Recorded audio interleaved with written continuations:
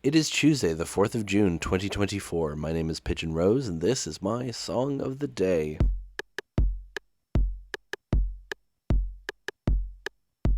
Here we are with another artist who I will probably be talking about a lot in this show. And I wondered about which song to start with because they have a lot of songs.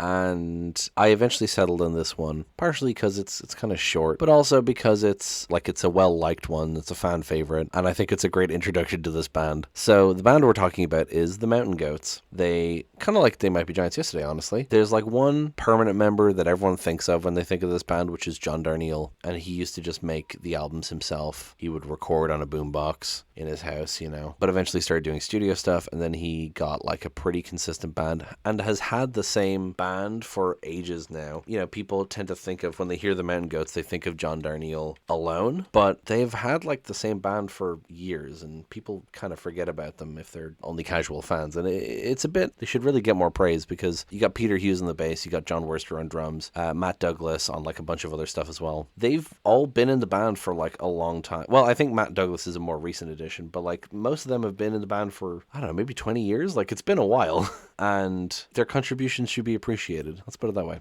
Anyway, the song we're talking about today is from the pre-band era, though. It is the best ever death metal band in Denton. It's the first track on their 2002 album, All Hail West Texas. And this is one of the many albums that he recorded on a boombox, so just letting you know ahead of time that it's lo-fi, but it's still listenable. I love lo-fi sound. Some people don't, but you'll hear background noise is my point. I don't think I want to give you much of a setup for it, because it's self-evident. It tells a story, and you can just consume it. So I think we'll just listen to it now and then come back and talk about it.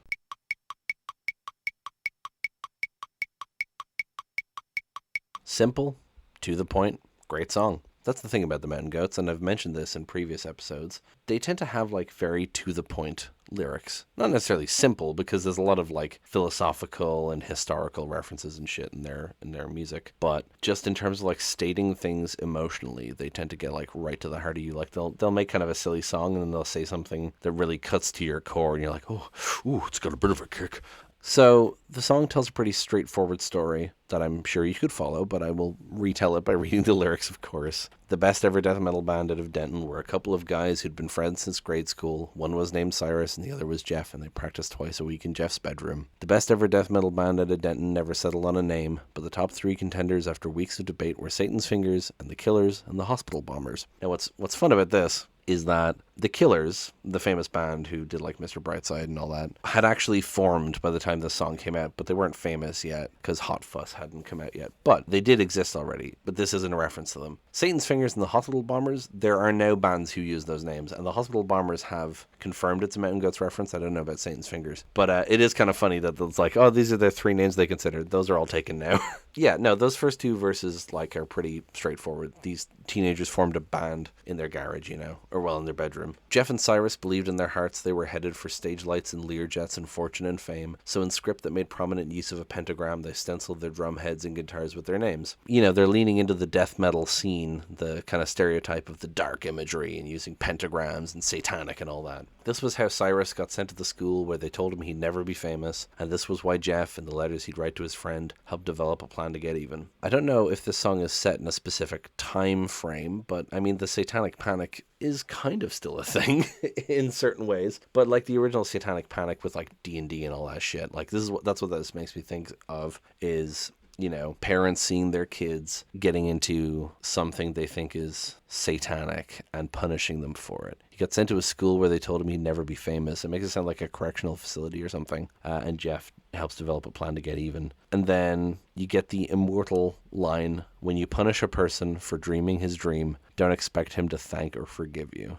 That line is why this song is worth all of the attention it gets. That line is so fucking raw. It's so good. I love this song, and that line is perfect. When you punish a person for dreaming his dream, don't expect him to thank or forgive you. And it's something that so many parents need to hear. I mean, people in general, but obviously this is like parents punishing their children, right?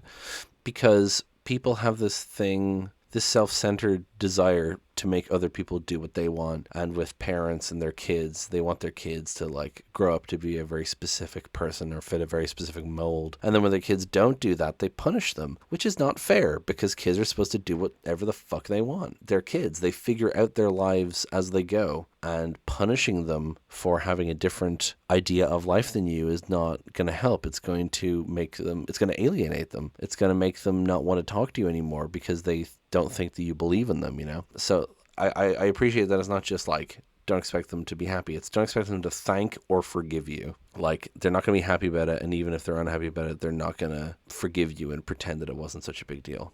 And then the best ever death metal band out of Denton will in time both outpace and outlive you. So then it's showing, like, you know, how they'll leave you behind. If you treat them this way, they will go their own way and they'll do so much better than you. One of the things that has made the song relatively famous with its audience is that it ends with "Hail Satan," repeated many times. And John Darnielle, the songwriter, famously very Christian, incorporates a lot of Christian themes and Christian imagery into his music. Not every song, obviously, but like there's a lot of them. Particularly, he has an album called The Life of the World to Come, where every song is based on a Bible verse. But he's not afraid of, you know, he's a Christian, but he's not an asshole.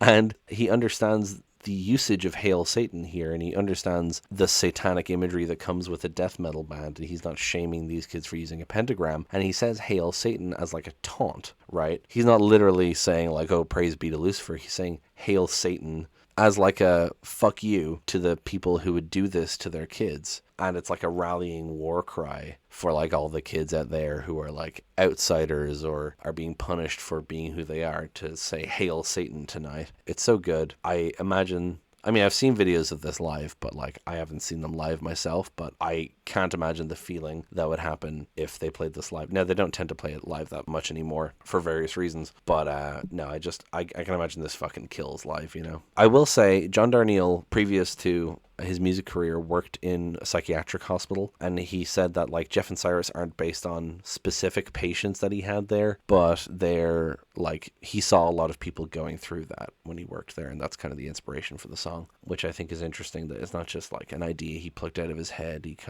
He had this experience, you know. It's explored in a similar way. There's a series of books called 33 1/3 where people write a book talking about an album. It's usually a small little book, and there's different bits talking about the different songs and whatever, and they all have kind of slightly different formats depending on who wrote them. I've read the one about 69 Love Songs by the Magnetic Fields, and it's, you know, all the different people who worked on that album talking about it. It's really interesting. But John Darnielle wrote one about the Black Sabbath album Master of Reality, and unlike the other ones, which are generally like documentary and kind of information, that one's a novella about a kid going to a hospital due to like his interest in metal music and like writing obsessively about this Black Sabbath album. It's kind of on a similar premise, so that's interesting. So yeah, I don't have much to say. This is probably going to be the shortest episode of the entire show. It's a short song. It's a great song. It's self-evident. I really like it. I really like the message it tells. When you punish a person for dreaming his dream, don't expect him to thank you or forgive you. There's so many people who need to hear that. Not just the people perpetrating it, but the people who have suffered as well. They need to understand that they're not alone, and that there are people who understand that this is wrong. And that's probably a big reason why this song is so popular among the fan base, because those people are the kind of people who listen to the Mountain Goats, you know? But yeah, that's pretty much it. Make sure to like, comment, subscribe, all that good shit. Give me a thumbs up. Give me a thumbs up there, hun. And yeah, I'll talk to you tomorrow. Break it down.